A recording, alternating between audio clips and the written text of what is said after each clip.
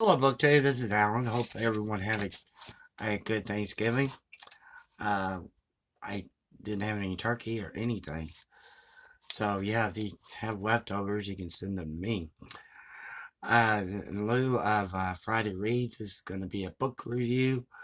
I finished Wild Minds Tuesday, and it's the Artist and Rivalries that inspired the golden age of animation. It's by Reed Mint- Minton Bueller, and it comes out December the 1st on Tuesday, and it's published by Grove Atlantic. So this is going to be a book review. I posted my book review on NetGalley and on Goodreads and some on my Instagram page. So you can go there to see the full review of this. This book, as it says, The Artists and Revelers inspired the golden age of animation. It's basically true, as the author, Reed Miltenberg, states in the book. Ingenious ideas often seem simple, and that is their genius.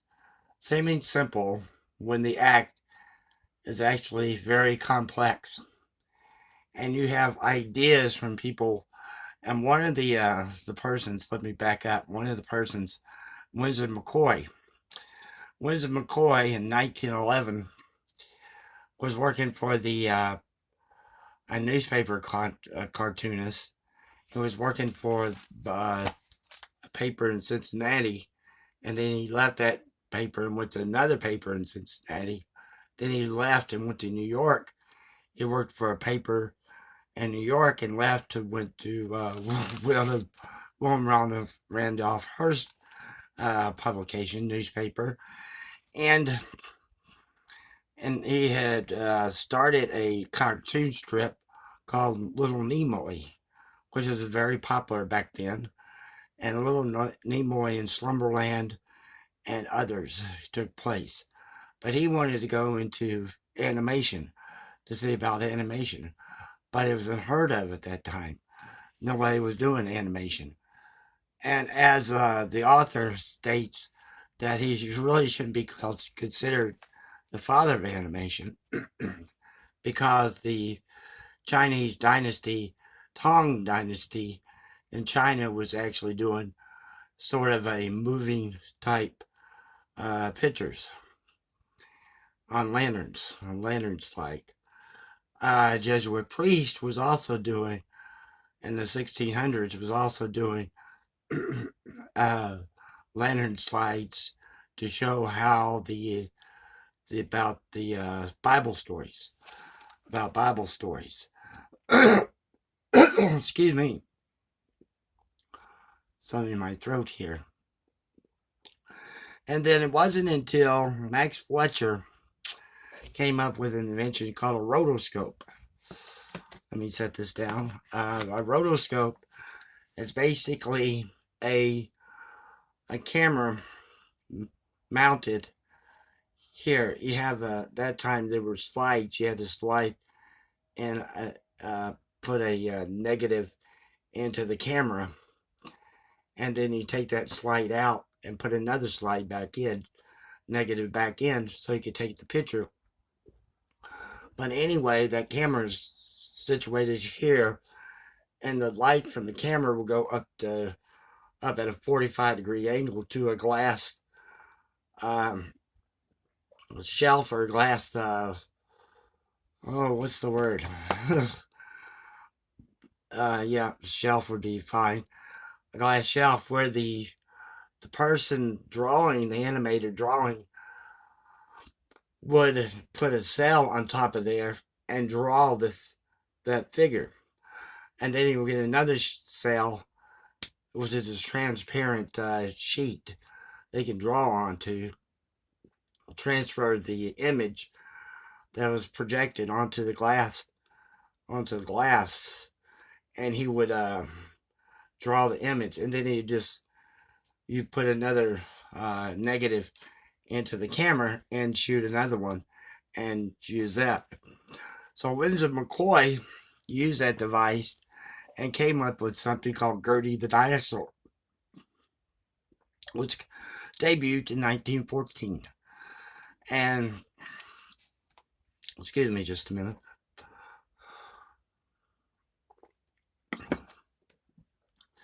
And it came out in 1914 and was shown in theaters before Call of Short, before the main feature. And from there, they seem to just take off because you have different people coming up with different ideas of how animation should work and what else we could use this new technology. For them it was new back then, 1914, because Winston McCoy was paid $50,000 by the New York Herald, which is back in 1911 would probably be around $1 million this year, this time. So he's making a pretty substantial amount of money. So Gertie the Dinosaur came out in 1914.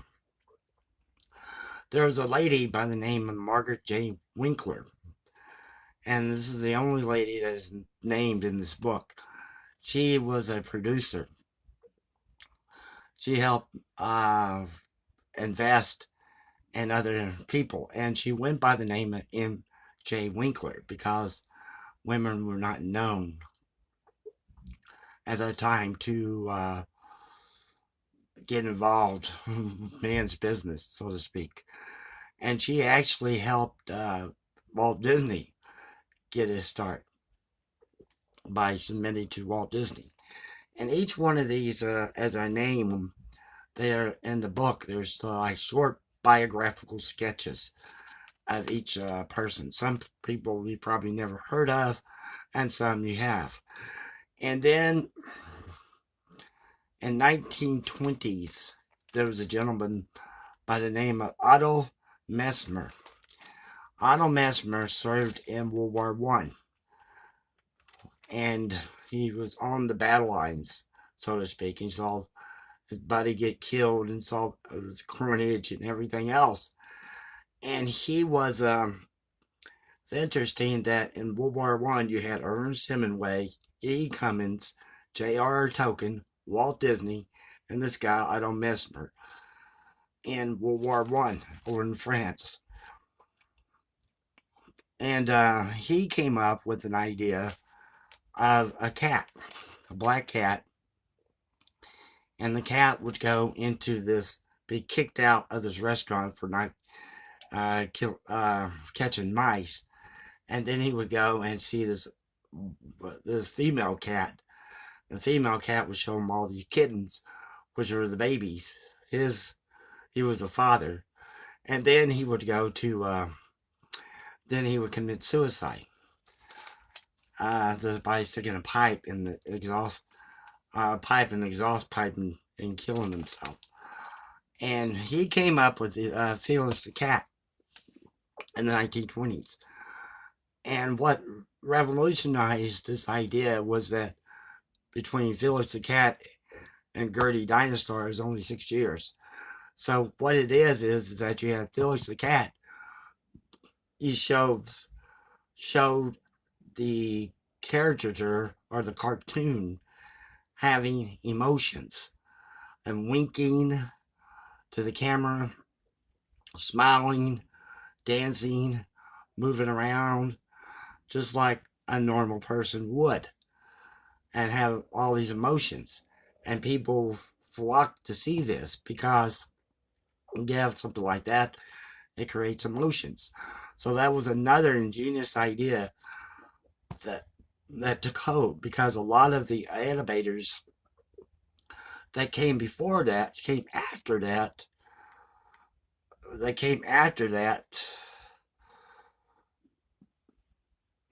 after that time, they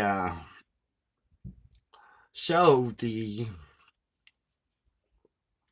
cartoons as being alive, so to speak, having human features. And so Felix Cat came out in the 1920s. During this time, his producer, Sullivan, actually saw this as a marketing deal. And so Phyllis the Cat was one of the first ones to be marketed to the public. You had Phyllis the Cat baby lotion. You had Phyllis the Cat dolls. You had Phyllis the Cat shaving cream. You had Phyllis the Cat cereal, I believe, and bows, and everything else were marketed with Phyllis the Cat uh, things on them.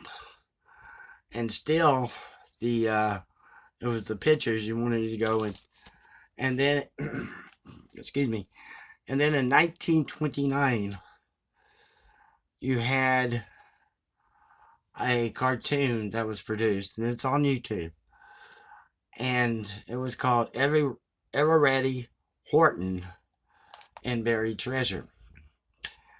The buried treasure is not what you think it is. It's actually between his legs, and yeah, and it is pretty raunchy and sexually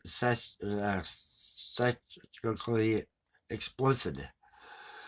And Hollywood took note of this, and the Catholic Church took note of this. And the Catholic Church, a priest, came to protest about the indecency that was going on in cartoons that was shown before the main film in theaters. And Hollywood was having a problem with the Fatty Arbuckle scandal and other scandals that were going on. So they asked a guy named gentleman by the last name of Hayes, and he came up with a code in 1934 to what they stand by. And that took place from 1934 all the way to 1968. So let me go back and lost my train of thought here.